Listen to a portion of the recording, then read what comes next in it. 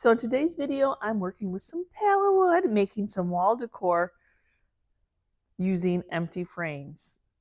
I have had this frame in my stash, but this detail I absolutely love. I don't have a clue what would originally been in it. It doesn't have a very deep back whatsoever, but it's such a cool shape. And the longer it sits empty, the more it's going to, if you can see, it's starting to do a little bit of warping, or maybe it warped when I bought it. But I was a snag and go because I'm like, I love that detail. So I'm going to need my husband Chris's help. I'm going to partner up with Chris today on this because I don't know if cutting pallet wood to do some curvage is out of my wheelhouse or not. Okay, Chris is my cutting expert. I think this is beyond my pay grade of cutting these and then evening it. He's got a better eye for cutting, so he's going to help me out cutting the pallet wood now that we've got it all picked out.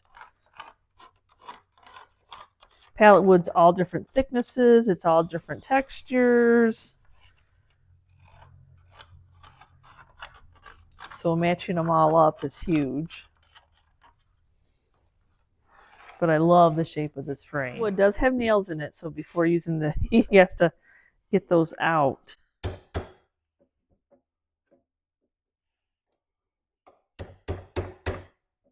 Not good for the blade.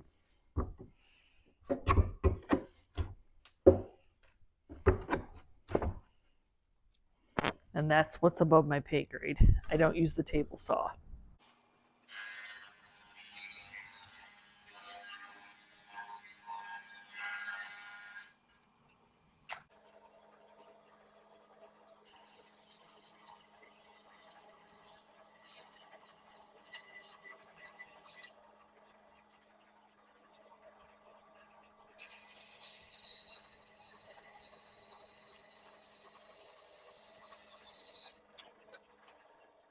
Okay, my turn to try.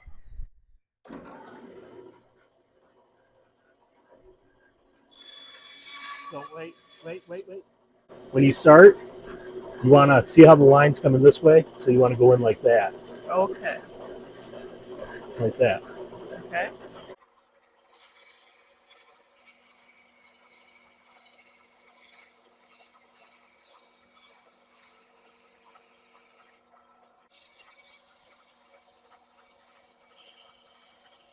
So it's kind of like a jigsaw puzzle now. As long as I keep everything the way that it's supposed to be, which I'm already off. There we go.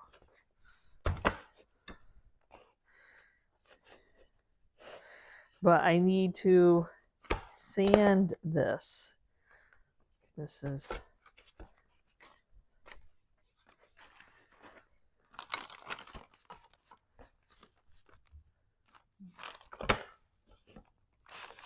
okay, so I'm going to start off with some 80 grit.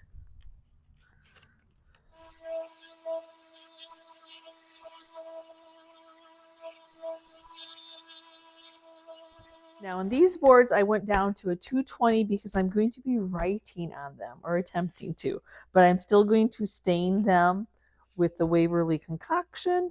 I'm stirring it up because even though I just did it a little while ago, doesn't mean it's not going to be settling. So just to make sure of that, especially when it's new.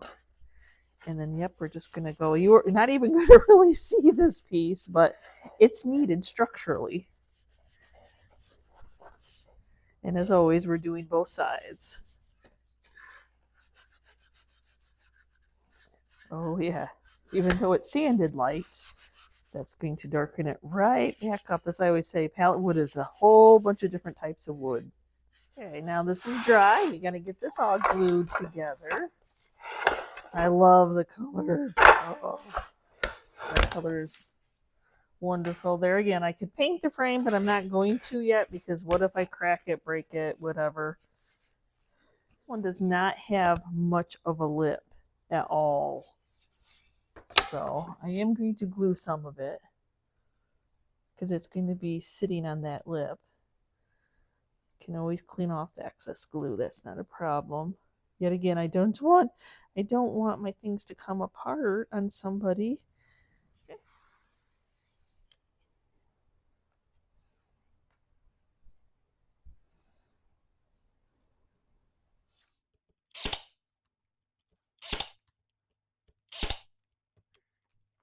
Because there wasn't like a humongous lip to be able to attach this to, I went from the bottom and then I went from the top in. So I'm going to go back in. And now I got to fill in all my little holes. But at least I feel secure that it's going to stay together, because the whole top, I didn't have anything to nail it really into. Glue it, yes. Nail it, no. Taped everything off just in case that wood is raw, so I don't want to spill paint on it. But I am going to, since I have the can out, I'm going to go ahead and shellac this very dry frame.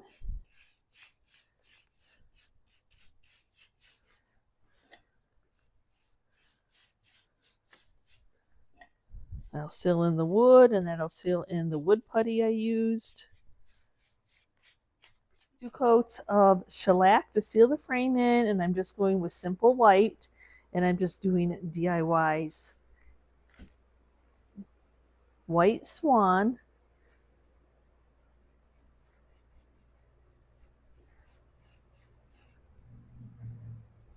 It's not a very big frame, so it's not like you'd see too awful much if we cracked it or anything like that. So, meaning if I used milk paint, but I am going down on the sides to cover up the pallet wood that's peeking from the side.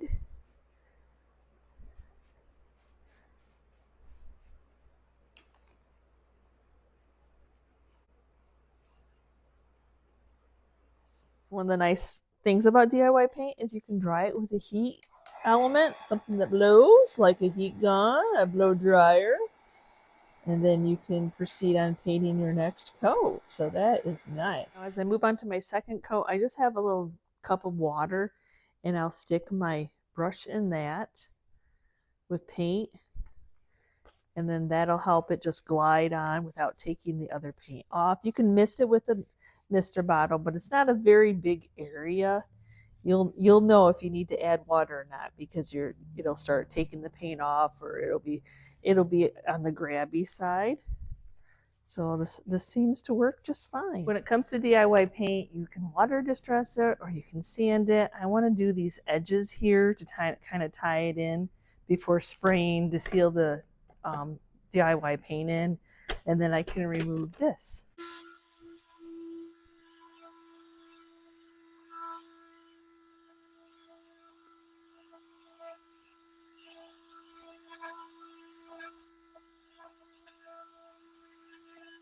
So I have it distressed the way I want. I'm going to seal it in with some Weather Defense clear coat.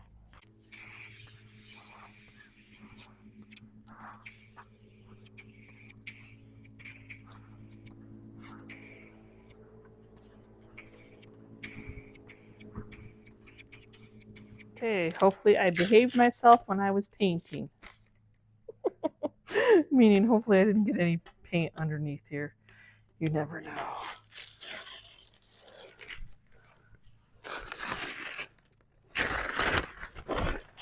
Oh, not bad.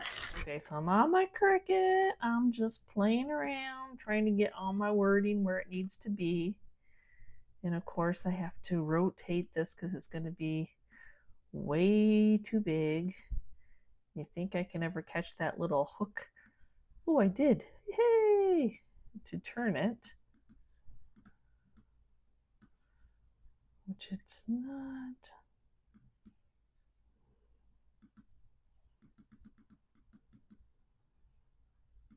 See, look at, because like, how do I make it stay?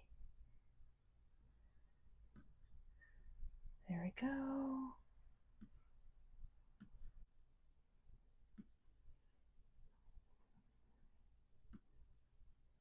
Okay, so now I just have to size it to fit. Okay, time to do some weeding. I tried to do big enough font that I didn't have to worry about the slats. That was, huge. I need that one.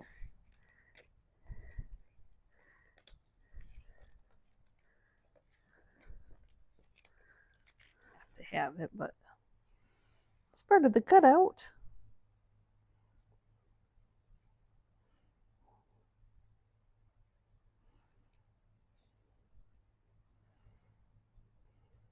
Ever heard about me talking about conditioning your transfer tape? That's what I mean.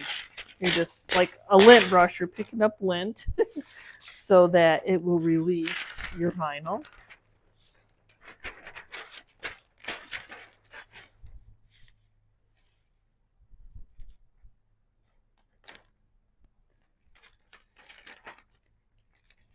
My bed and breakfast signs sell so well when I say we make both, that when I saw this for sale, I'm like, oh, I totally have to make one.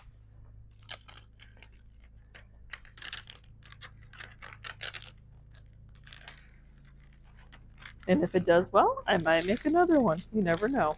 Probably not right after each other. Well, maybe. Who knows? That board back here. And I'm just going to eyeball. I've got corners to go by here.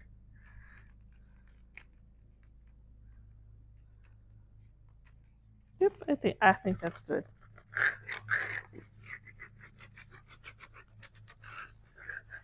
For how well it would stick to wood. I might have to talk to it a little bit. Sometimes it does good, sometimes not so good.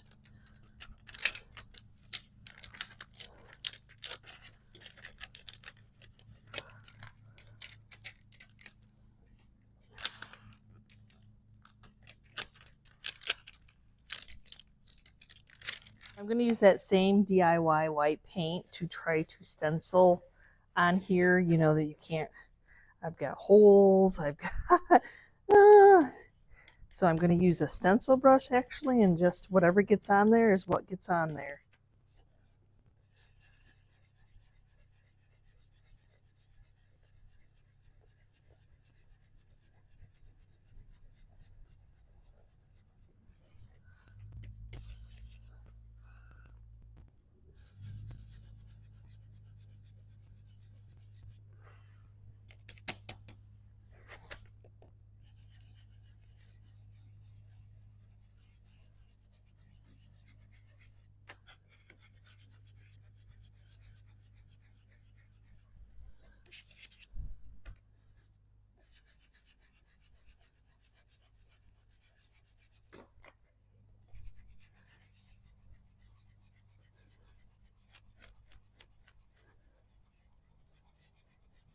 See what damage I did, if any. I'm sure there'll be some.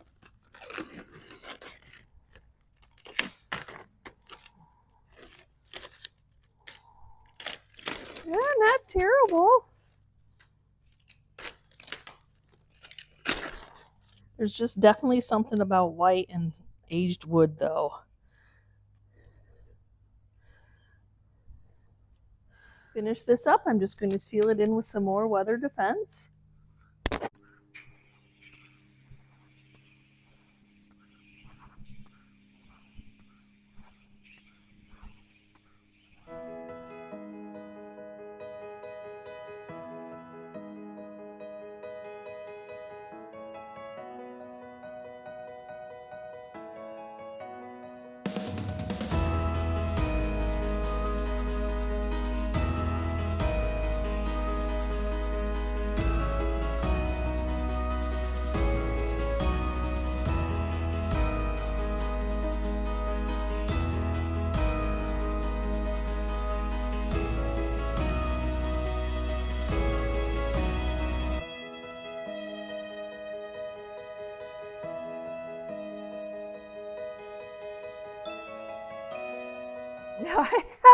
He's long. And it's so hard because they're so cool. Now this one has quite a bit of damage. I just love old frames. I am a sucker for them. So the same thing, I'm going to make some type of a signage using pallet wood in this one. Look, I'm framed. I've been framed. But yes, so we're going to start off with this because I think that I can cut square-ish So I picked out some pallet wood from our stash. Now, even though we bought a pallet full of pallet wood when we did the wall behind us, the spray room, not all the pieces are usable, unfortunately. You just take what you get. So you have to, just like go into the lumber yard, you have to look to see, are they straight? Have they warped? How much damage you want to be seen. So like this one, the end is cracked. Am I going to cut that off? I need to see that because you don't want your whole design just to crack. Do you have some little vermin once upon a time that ate into the wood? But yes, so then you just have to decide like how much damage is okay. Then I need to line them up because some will have a little bit of a curve. Like this one has like a curve. So I may not end up using that one because I don't know if I want that much of a gap in between. Another thing with pallet wood, not all thicknesses are the same. So you have that to work with too. But I think, nope, I need one of my board to be wider. So you'll see, I want to be able to go all the way out to the end. And you can see I have an overhang here. So I need like a wider piece. Here's our little, what's left of the pallet wood stack. And these are the boards I was talking about, like, look at, so they're unusable. Yeah, they'll probably be saved for the wood burner next year, unfortunately. These are good, but I'm still looking, I need a wider piece. So this is the piece that I had, but it was a little bit on the warp side. So is that one almost the same? It might be. So let's take this one on over and see if that one will work, that one will be wide enough.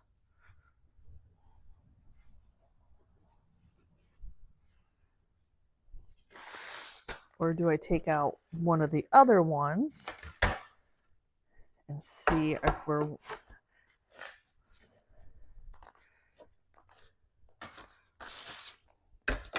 Are we there yet? Are we there yet? Oh, much better, much better. You wouldn't have thought, would you have thought that picking out pallet wood would have been so hard? Like I bought a pallet, I'm using it. Well, it's not always all usable. So I'm gonna go in just ever so slightly, make a mark, taking these ends off that are kind of on the rough side.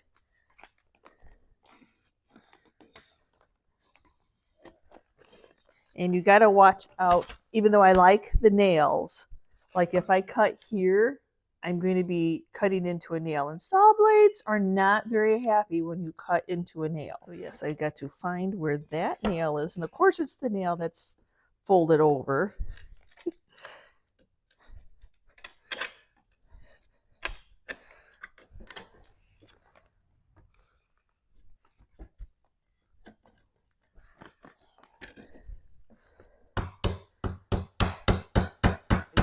We can remove it.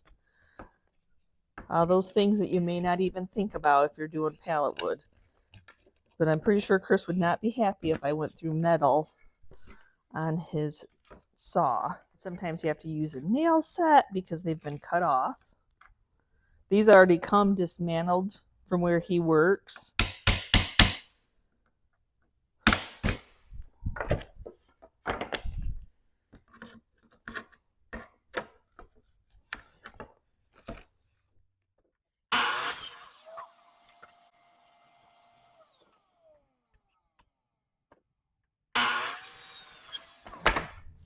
Pallet wood is very raw.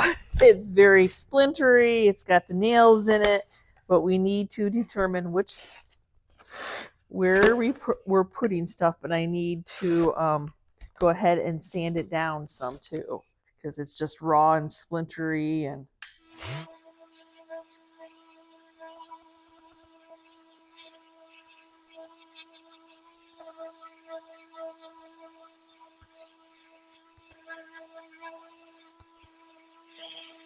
I promised the next time I needed to make up some more of the Waverly ink antiquing wax concoction that I would share it with you. So this is just a jar full of water, And I have some Waverly Antiquing Wax. You can get this product at Walmart, and then some of the ink. So what we're doing, now that I've sanded these, you can see where the newly sanded areas are, and we kind of want them to look more uniform. So what I'm going to do here, there's not really a lot of measuring, y'all. You just kind of eyeball it. So I'm going to do 1, 2, 3, 4, probably like a third of the jar. It looks like one of the small jars of the Waverly Antiquing Wax. And you see now, if you like brown and you like reddish brown, that would be perfect. It's wonderful that you can water this stuff down. I'm just trying to get the the remnants off the spoon. But now I go in, and this is so pigmented, y'all. I go in with just a scoop. This is I've had this jar. I can't even tell you how long I've had this jar. So I'm going to start off with a scoop of it until it reaches that black that I'm looking for. So, because even though it looks black in the jar, what happens is it stains these to look that weathered that they already were. So it's definitely still two. It's two. Yes, it's two. Another big old heaping scoopful.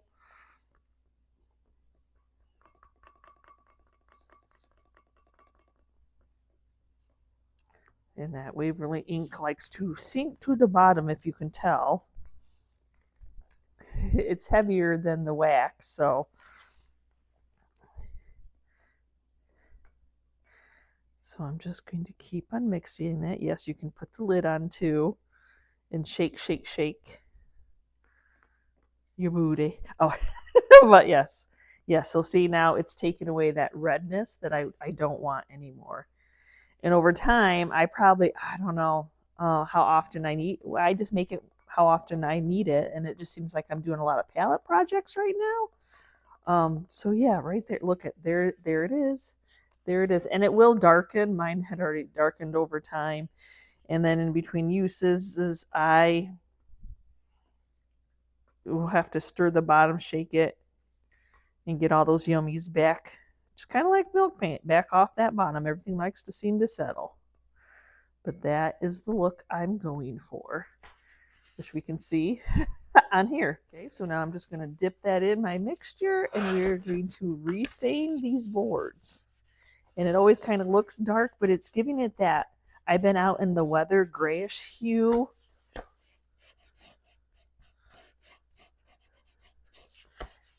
See? Oh, that's what we're looking for. That old aged weathered wood. So there's a similar board. And then what it looked like after I did the concoction. Now I could paint the frame before I put it on here, but once I put the frame on, you're going to see that edge. And so I'm going to want to paint that as well. So it's all good. So what I'm going to do is I'm going to do some quick and thick glue along this edge.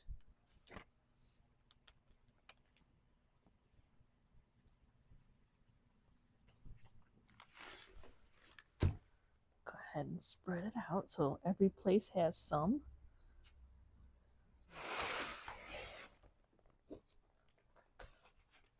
Okay, I'm going to start off by doing it this way. That way I can see my sides and my center, and then I'm all good.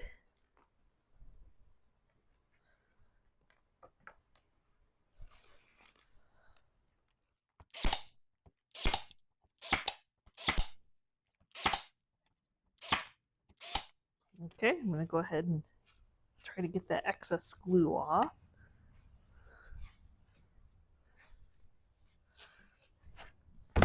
Now my nails ended up coming through, even with my short brands. I thought, and when I measured, I thought it was going to be good, but it's okay, really. So I'm just hammering them back down, folding them over as I'm making sure everything is down. Look at the black paint this frame is so brittle and so old that it's just, yeah. So I'm assuming maybe it's some kind of a chalk paint somebody did on this frame. So I'm just taking some wood filler. And see, like the black's coming off in my wood filler. So it'll blend all that together. And then I can seal it in. Okay, I'm going to go ahead and tape this off, protecting that really dry wood while I'm at it.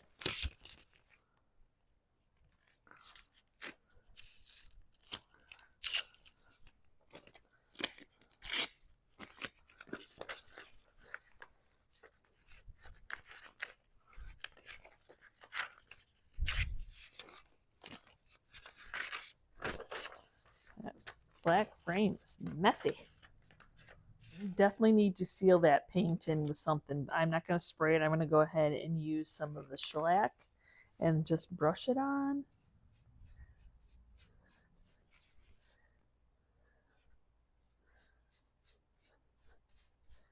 That'll seal in that raw wood.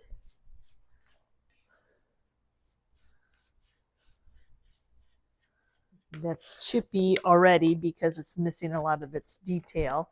I am going to do a chippy paint on it. I'm going to do milk paint in the hopes that it's going to crackle.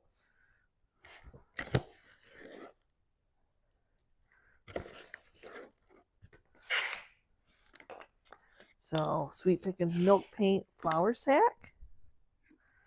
Equal parts powder to equal parts water. This is just tap water, room temperature, nothing fancy.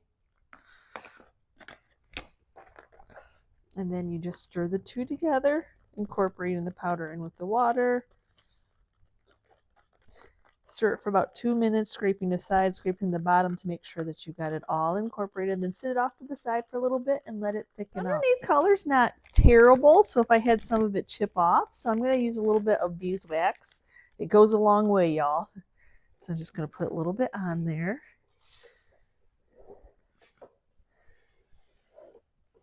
Chippiness means where it chips off, so I'm just going to give that one more stir.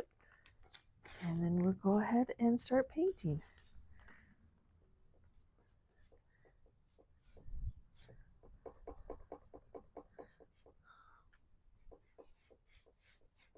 I'm a messy painter, so I needed to cover up my whole thing in case this drips. Because that raw, even though it's stained, it's still pretty raw pallet wood that I don't want it to turn white, where I don't want it to turn white, only on the sides here where I'm trying to cover up that. And then all the little marks where I nailed it, that perfectly imperfect part with chippiness should blend in, that you don't even know it was there unless you watch this video. So I'm, of course I'm making old signage, so I want to, that has been out in the weather, so you want it to be worn. Now because I put wax on this, I have to let this dry on its own, or I don't know what would happen. The wax would melt and maybe none of the paint would be on. So we just have to let it dry on its own. So it looks like we should be getting a lot of texture off of this. So that's good. That'll hide all those imperfections. Blend them right along. Move on to our second coat. Of course, white takes multiple coats, especially if we're covering up black.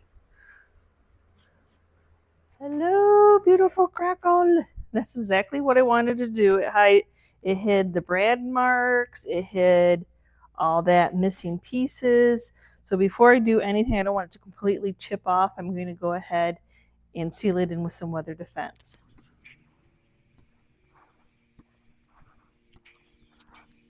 Why I took the tape off already.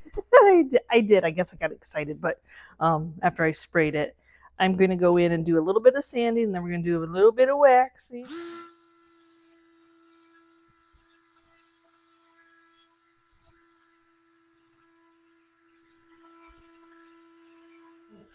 Going to do some aging wax. I'm going to put something together. Without touching that. I don't know why I took that off early. Who knows? Just makes that just pop. Okay, for this one, the other one, I am doing riding stables. I got a horse that I'm going to be adding on. So I'm going to have to size it. There again, it's going to be longer, so I have to rotate it. Hey, going okay doing that. Oop, I forgot to group it so I can move it. There we go. And then I just need to unlock and then get it to the size that I want. So for this one, I am doing a horse theme. So I'm doing riding stables, but now that I seen what the white looks on here, I think I'm going to paint my horse white. So we'll get this all an idea of where I want it, and then we'll paint the horse.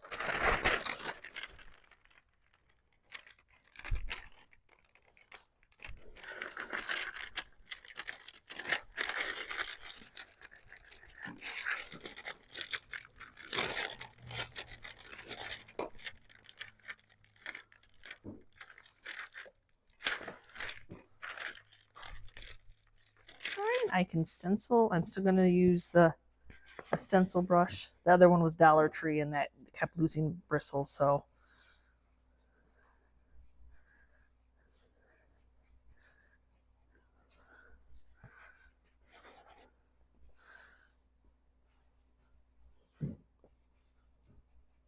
Okay, let's see how I did.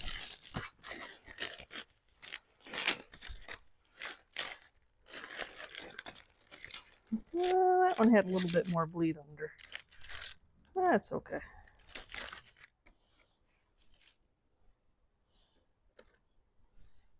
So I am going to go ahead and paint him white, but he needs to be sanded a little bit.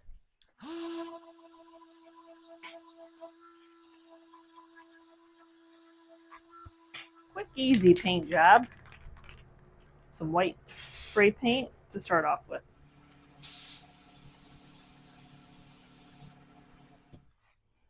Okay, white horse. Oh, that turned out good. Yeah, it needed to be white, didn't it? So I'm just going to get some little tacks to hold it in. I might bend that a little so it's down. The wood's not even to like try to glue it or anything. Found some tacks. I think these are too small, so.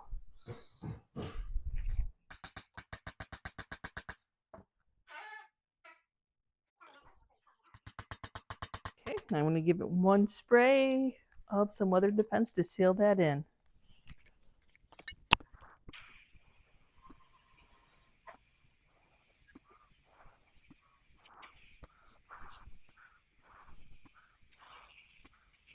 Go ahead and put a hanging system on using eyelets.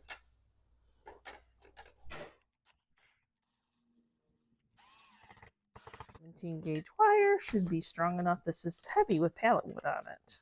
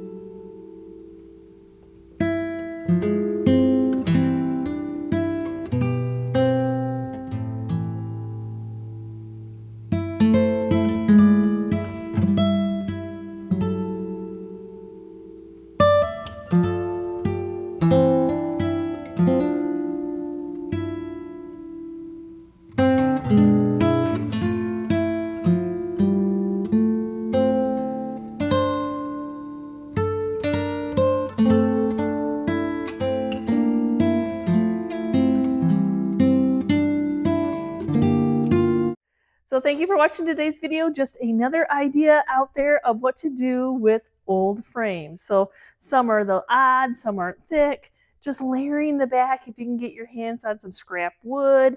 Luckily, we can buy pallet wood that's already disassembled. Yeah, that's the biggest thing. Pallets are not the easiest to take apart, but man, pallet wood has so much character, and the Waverly concoction just makes it look old. There's just something about that old wood and white just makes it pop in making some fun signage. So I hope you enjoyed today's content, and we will see you next time, guys, and you can see what we're up to. Bye.